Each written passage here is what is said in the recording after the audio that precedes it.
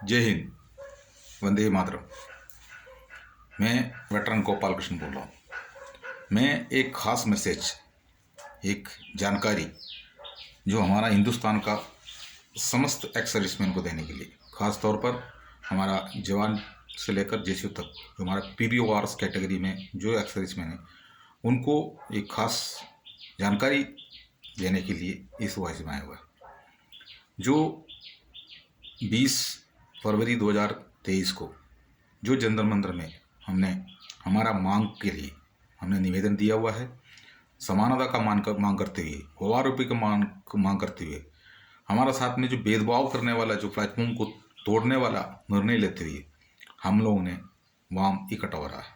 पूरा देश से हमारा सोशल मीडिया पर इसका हलचल चल रहा है। काफ़ी लोग उसके लिए जाने के लिए ट्रेन का रिजर्वेशन करके बैठा हुआ है। अफसरों में भी बहुत हलचल है। वो इसको नाकाम करने के लिए भी कोशिश कर रहा है। कुछ जयचंदों को लेके जो अपना ज़मीन में उतरा हुआ है, लेकिन जो हमारा जैन सैलाब को समाप्त करने के लिए या रोक लगाने में वो अब कामयाब नहीं हो रहा है।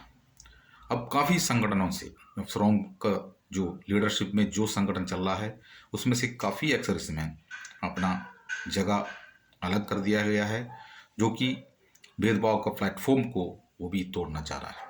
जो हमारे साथ में धोखा हुआ है, नाइंसाफ़ी हुआ है, इसके बारे में वो जानता है। मैं जो वेटरन, मैं केरल का होने के नाते मैं केरला का कुछ बातें आप तक अवगत कराने के लिए इस वॉइस में आया हुआ है।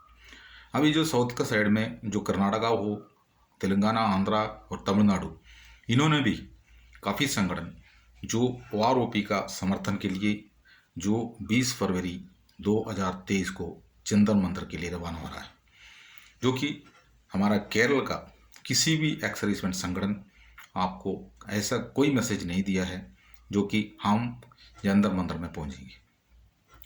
केरल का एक खास बात मैं अभी आपको अवगत कराना चाह रहा हूँ।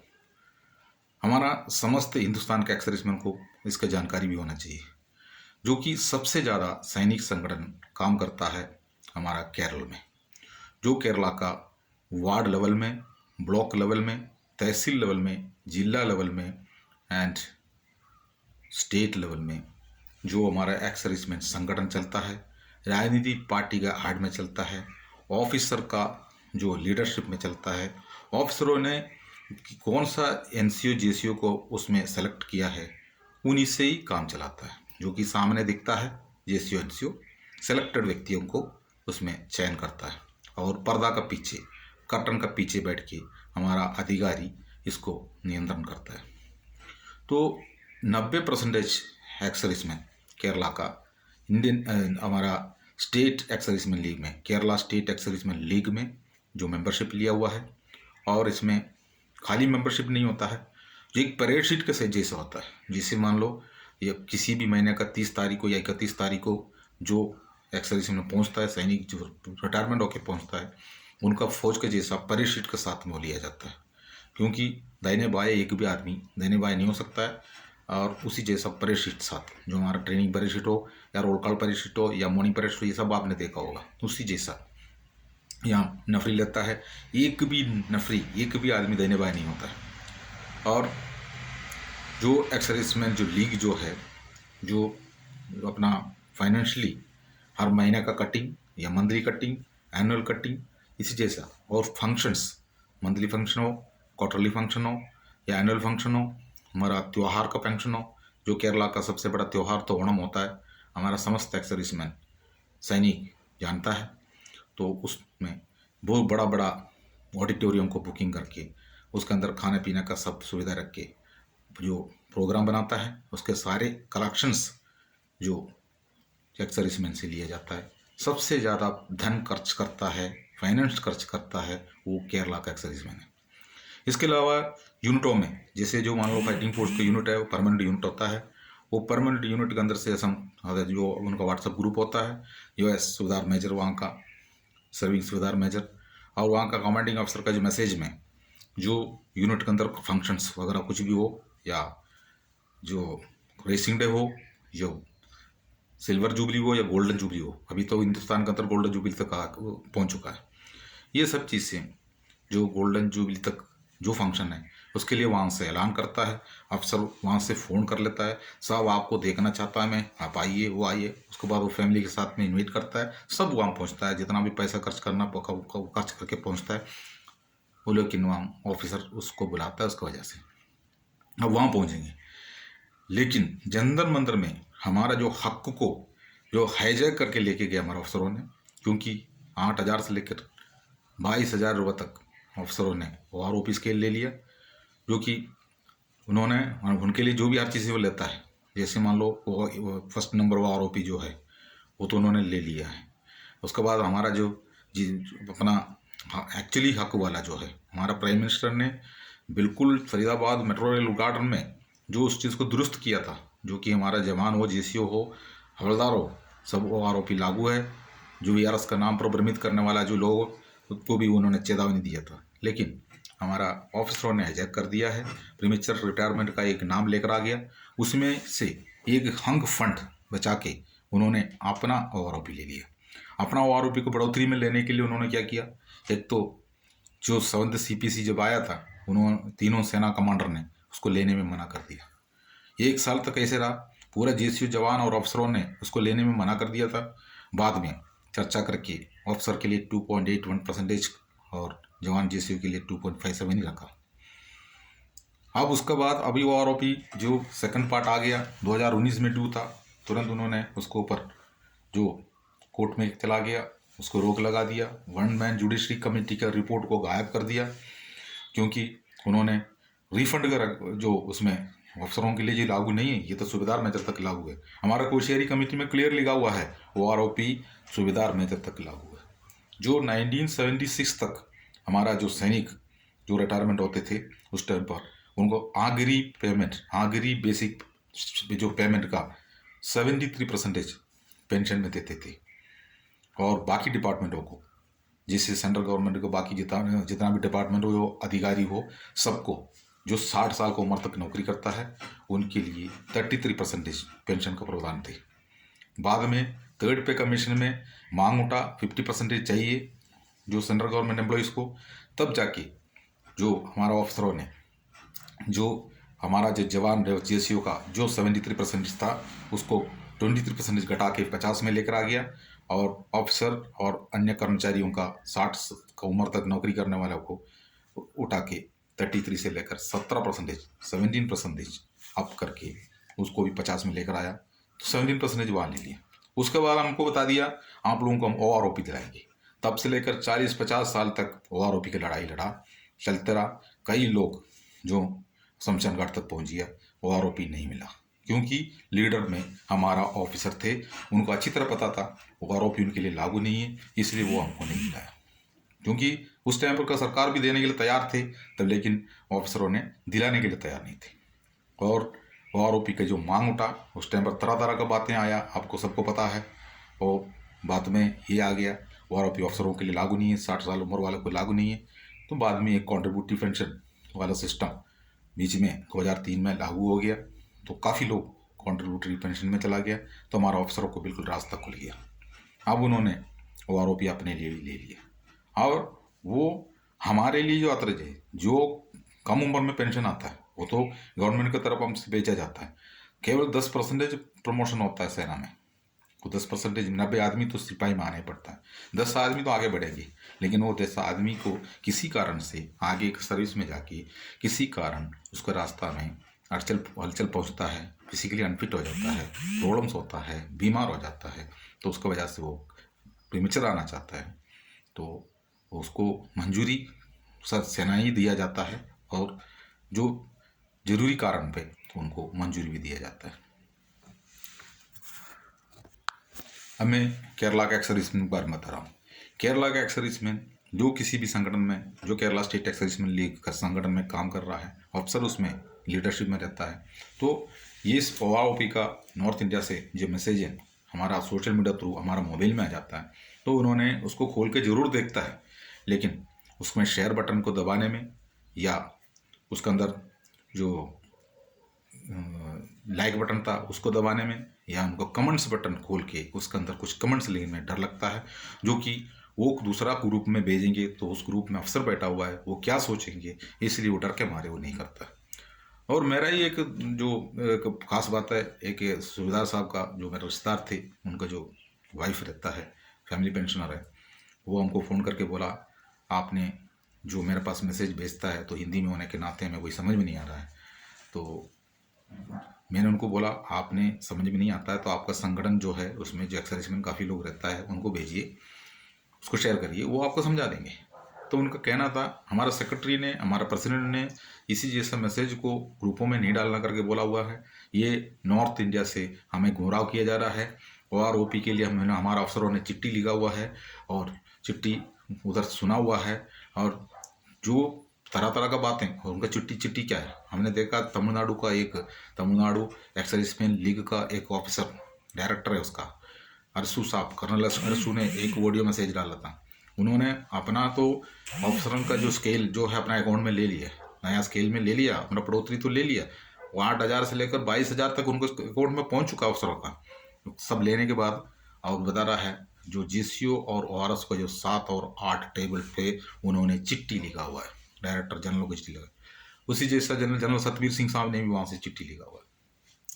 लेकिन 1 साल तक 7th CPC का स्केल ना लेते हुए चुपचाप ऑफिसर और JCO सभी जवानों का भी रोक लगा कर बैठ गया।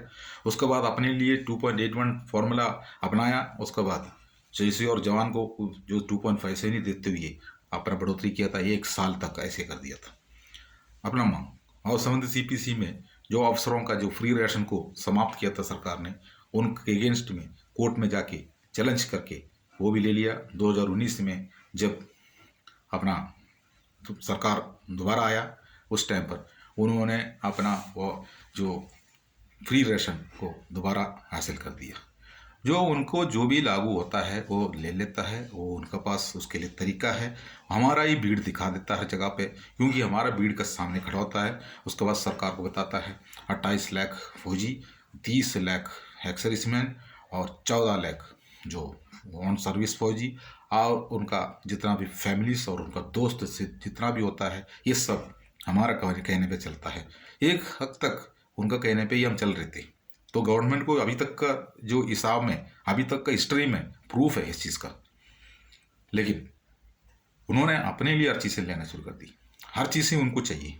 ठीक है, जो 6th पे कमीशन में लागू हुआ था, जो हमारा 6th CPC में लागू हुआ था, जो MSP, इक्वल MSP बोला जाता है उसको हर जगह पे, हर स्टेट, हर राज्य में, हर देश में। लेकिन हमारा देश में उसको लेकर आ गया, तो उसको उसमें भी, क्योंकि वो कोई रैंक वेस का नहीं है, वो इक्वल MSP जो है वो हमारा जोखिम के लिए है। वो हमारा वर्दी ना कर, मना करने वाला वर्दी नहीं होता है, जो काम है वो हम करना पड़ता है। तो उसके लिए मिलिट्री स्पेशल पे है, वो इक्वल मिलिट्री स्पेशल पे बोलता है। तो उसको उन्होंने अपने लिए अलग स्केल बना दिया, हमारे लिए अलग कर दिया, और MNS को भी उन्होंने स्केल बढ़ावा के दे दिया। तो ये सब चीज़ें हमारे सामने की बात है। और जो बात है, जो हमारा केरला का जो एक्सर्विसमैन जो है जितना भी है, वो बिल्कुल डम्मी है, वो डरता है, वो दबता है, क्योंकि वो अपना हक मांगने के लिए हमारे पास हिम्मत नहीं है। उसका सोच यही है, नॉर्थ इंडिया में जो एक्सर्विसमैन जो हंगर स्ट्राइक कर देता है कुछ ना कुछ करके, उनको अगर मिल जाता है हमको भी मिल जाएंगे, उनको सोच यही है। क्योंकि और उसको अच्छी तरह ये भी पता है, क्योंकि हमारा ग्रुपों में ऑफिसर बैठा है, जो उधर नॉर्थ इंडिया वाला जो जितना भी है, पंजाब है, हरियाणा है, हमारा ज़मीनी संघर्ष कमेटी है, जो इस सभी ने मिलके वहाँ हंगामा कर रहा है, तो OROP जरूर मिलेंगे, जो भी बढ़ के मिलेंगे तो हमको भी मिल जाएगा। लेकिन हम, हमारा ग्रुप के अंदर जो बैठा हुआ अफसरों को क्यों नाराज करना है? तो उनका साथ में हम मरने तक चमचगिरी करते रहेंगे, और हम शमशान घाट तक हम गुलाम बनते रहेंगे, ये निर्णय लिया हुआ है। उनके पास कोई अपना कुछ आइडिया है ही नहीं है। क्योंकि मैं आपको क्लियर बताया एक फैमिली पेंशनर ने क्या बोला है, और इसमें जो प्रेसिडेंट और सेक्रेटरी वो कौन है, वो तो बिल्कुल हमारा जो NCO और JCO है। लेकिन उनका कहना ये है, और इसी जैसा हमारा जवान JCO में भी जो है उसके पास हिम्मत नहीं है, डर फायदा हुआ है, बिल्कुल डरता है, बिल्कुल हमारा हक के लिए वो मुंह खोलने के लिए, मुंह क्या खोलना, कम से कम सोशल मीडिया से कोई चीज़ शेयर तो कर लो, उसके लिए भी तैयार नहीं होता, क्योंकि दबता है और डरता है। मेरे कहने का मतलब यही है। मैं खास तौर पर हमारा देश का समस्त एक्सर्विसमैन को बताता हूँ, हमारा जो केरल का जो एक्स सर्विसमैन का मजबूरी समझिए, क्योंकि उनको चमचगिरी करके आखिरी तक ला जाना है, इसलिए उनके पास हिम्मत थोड़ा कम है। इसलिए उनका भी जो पेंशन में बैठने का मौका उनको ज़्यादा नहीं मिलता हो, लेकिन कुछ लोग तो है हिम्मत लेने वाला। मैं आपको ये नहीं बोल रहा 10% है, 90% Kerala state ex serviceman league under में है, उसमें 10% तो बाकी है। ठीक है, कुछ लोग अदर स्टेटों में रहता है, कुछ केरल का, कुछ एक्स सर्विसमैन अदर स्टेटों में सेटलमेंट है, वो भी हिम्मत का साथ में इस पेंशन में आ जाता है। हमने देखा हुआ इसको पहले कई फंक्शन होता है, जो यूनिटोन ने अपना फंक्शन लगा दिया था तमिलनाडु में, एक फंक्शन हमने देखा, उसमें करीब 12-13 ऑफिसर रहता है। अब उस ऑफिसरों ने कौन सा रोड से कौन सा ऑफिसर आएंगे, वहाँ कुछ जैसी उसको एक एक जगह पर उनको इनवाइट करने के लिए बोका लेके खड़ा कर दिया, जो माला लेके खड़ा कर दिया। ठीक है, हार लगाने के लिए उनको खड़ा करके रख दिया, और हर जगह से आते टाइम पर उनको रिसीव करना है।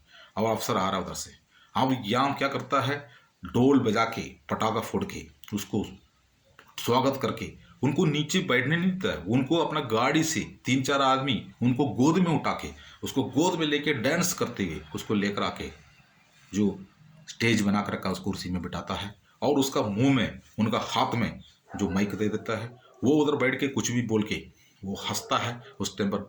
यहाँ हम लोग भी, हमारा जैसे जवान भी सामने खड़ा होकर हंसा है, क्योंकि वो किसी हंसा है उनको पता नहीं है, लेकिन वो हंस गया तो हम भी हंस गए। और वो ताली बज रहा है तो मतलब उसने स्टेज में बैठ के किसी बात पे और थालियां बजा दिया, तो यहाँ से ये भी थाली बजा देता है। इसी जैसा ड्रामाबाजी ही चलता है साउथ में। लेकिन बाकी स्टेटों में साउथ का मैं 4-5 स्टेट का नाम पहले ले लिया था, उन्होंने बदल चुका है, लेकिन केरल का स्टेट अभी भी बदला नहीं है, अभी भी उनका मन में वही डर है। इसलिए वो यही सोचता है, जो अगर मैं केरल का एक्स सर्विसमैन को एक मैसेज भी इसका साथ साथ में देना चाह रहा हूँ, अगर गीला होते बिना, हाथ गीला होते बिना कभी मछली नहीं पकड़ सकता है। इसलिए अभी भी टाइम है, जग जाओ। आप कहाँ फंसा हुआ देखो, हमारा कोई हक किसी ने भी दबा के नहीं रखा, हमारा हक देने के लिए सरकार तैयार है, लेकिन हम सरकार से मांग नहीं किया। मांग करने के लिए 20 तारीख को हम इकट्ठा जंतर मंतर पहुंच रहा है, और निवेदन हमने सरकार को कई बार हमारा टीम ने दे चुका है। सरकार को सब जानकारी है हमारा क्या मांग है, और वो मांग भी जायज है करके सरकार को पता है। लेकिन हमारा संज्ञा बल अफसरों ने जो देता है वही संज्ञा बल है। अफसरों ने बहुत कोशिश कर रहा है, हमारा जयचंद टीमों को लेके बहुत कोशिश कर रहा है इसको नाकाम करने के लिए। इसलिए आप लोग बरकलाव मत जाइए, और केरला के एक्स सर्विसमैन को मैं हाथ जोड़ के विनती करता हूँ, मैं भी केरल का निवासी है, मैं आपसे हाथ जोड़ के विनती करता हूँ, कम से कम आपको बाहर आने में डर लगता है तो अगर आप संस्था छोड़ने में डर लगता है, मैं ये नहीं बोल रहा हूँ उधर से छोड़ के आ जाइए, लेकिन आपका व्हाट्सएप ग्रुप में कुछ भी मैसेज आता है उसके कम से कम हिम्मत का साथ में कम से कम उसको तो शेयर तो करके दे दीजिए। और साथ साथ मैं हमारा जो सबका सैनिक संघर्ष कमेटी को मैं आभारी दे रहा हूँ।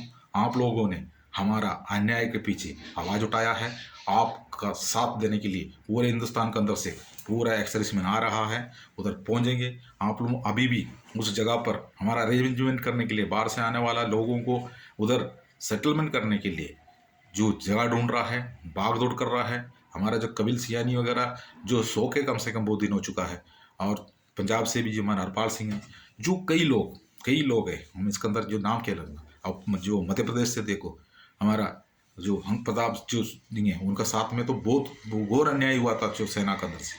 ठीक है, लेकिन सभी निष्पक्ष काम कर रहा है। काफ़ी लोग जो उड़ीसा से भी लेके हमारा बाइक काफ़ी वीडियो निकाल दिया था, काफ़ी वीडियो हमारे जो उन्होंने वीडियो निकाल के जो जागरूक कर रहा है। काफ़ी लोग हमारे पीछे पड़ा है, जो आप लोग हमेशा हम कामयाब होंगे, इसमें कोई शक नहीं है। मेरा वीडियो बहुत लंबा हो चुका है, सभी से माफ़ी चाहता हूँ, और सबको मैं प्रणाम दे रहा हूँ।